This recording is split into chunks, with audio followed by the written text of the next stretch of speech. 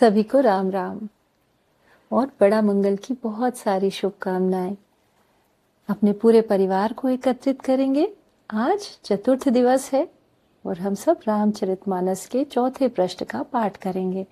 तो अपनी पुस्तक ले लीजिए, अपना आसन बिछा लीजिए और ध्यान पूर्वक गहरी सांस लेते हुए उस पर बैठ जाइए।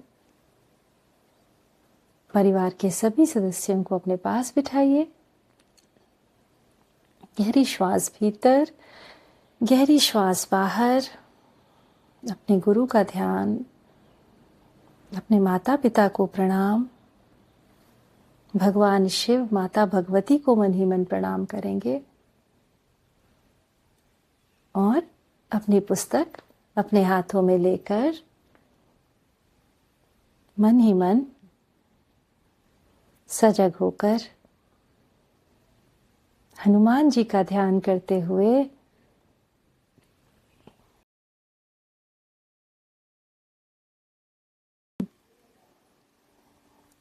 साधु चरित शुभ चरित कपासु निरस विशद गुणमय फल जासु जो सही दुख पर छेद्र दुरावा वंदने ही जग जस जस पावा।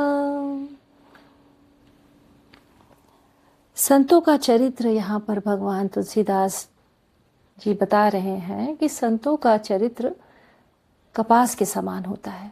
कपास में आप सभी ने रुई देखी होगी। कपास स्वच्छ निर्मल सफेद रंग का होता है और उसकी जो डंडी होती है वो बहुत ही नीरस होती है, उसमें रस नहीं होता। तो जिस प्रकार कपास की डंडी होती है एकदम उसी प्रकार संतों का चरित्र होता है। उसमें किसी भी तरह की कोई रस आपको दिखाई नहीं देगा। बहुत ही शांत नीरस उनका जीवन होता है, किंतु उनका जो हृदय होता है वह एकदम स्वच्छ कपास के सफेद रंग का। जिस प्रकार श्वेत से उन्होंने व्याख्या करी है, संत के हृदय की तुलना करी है कपास के समान, तो कपास के जिस प्रकार श्वेत उज्जवल उनका हृदय, किसी भी तरह की नकारात्मकता उसमें नहीं होती है, अर्थात कोई अज्ञानता नहीं, कोई अंधकार नहीं, हृदय एकदम शुद्ध निर्मल कपास की तरह। और जिस प्रकार कपास जब वस्त्र बन जाता है, जब हम कपास को निर्मित करके कोई वस्त्र बनाते हैं, तो वह वस्त्र जब हम धारण करते हैं तो हम अपने शरीर की समस्त नकारात्मकता, जो भी हमारे शरीर की कमियां हैं, उनको वस्त्रों से ढकने का प्रयास करते हैं जब हम पहन लेते हैं। और इसी प्रकार साधु संत भी हमारे भीतर जो अवगुण हैं उनको दूर करने का प्रयास करते हैं। पूरा जीवन संघर्ष करके, पूरा जीवन वो कष्ट सहते हैं, कठिन जीवन अपनाते हैं, ताकि उसके द्वारा हम लोगों को कोई उपदेश दे सके, कोई हमारे जीवन में संदेश दे सके और हमारे जीवन में उसका प्रभाव आ सके। और वो पूरा जीवन साधु संत अपना इसी पूरे अपने उद्देश्य को सफल करने में ही लगा देते हैं कि हम सबके जीवन में एक सकारात्मक बदलाव किस प्रकार लाया जा सके। तो साधुओं का जीवन तुलसीदास जी ने कपास के समान ही उसकी व्याख्या करी है।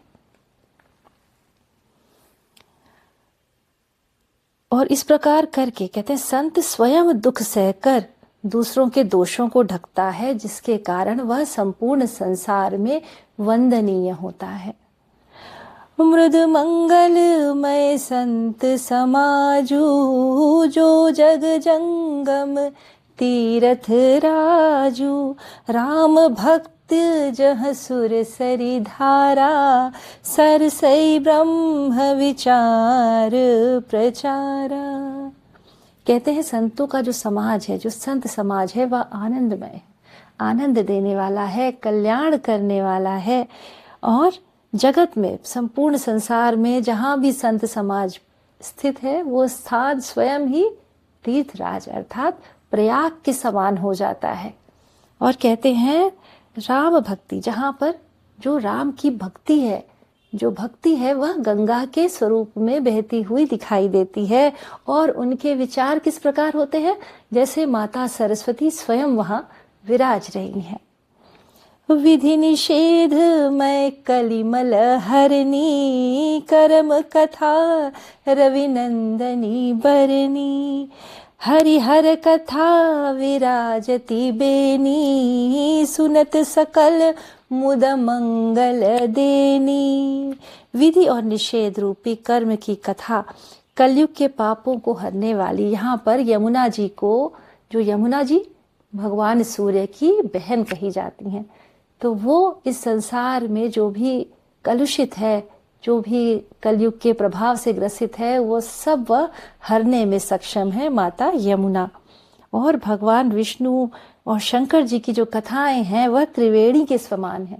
इस प्रकार वो सब जब कथा का वर्णन करते हैं तो जो हम श्रोतागण होते हैं वह सब ही जैसे त्रिवेणी में स्नान कर रहे हो, त्रिवेणी उसको सुनते ही उनका समस्त प्रकार से कल्याण हो जाता है। बटु विश्वास अचल निज धर्मा, तीरथ राज समाज सुकर्मा। सब ही सुलभ सब दिन सब देसा, सेवत सादर समन कलेसा। कहते हैं इस तीर्थराज में संत रूपी समाज जो प्रयाग के रूप में स्थित है, वहां पर धर्म किस प्रकार है? अटल अक्षय वट की तरह होता है। उस समाज में धर्म इस प्रकार विराजता है जैसे कि वह अक्षय वट वृक्ष की।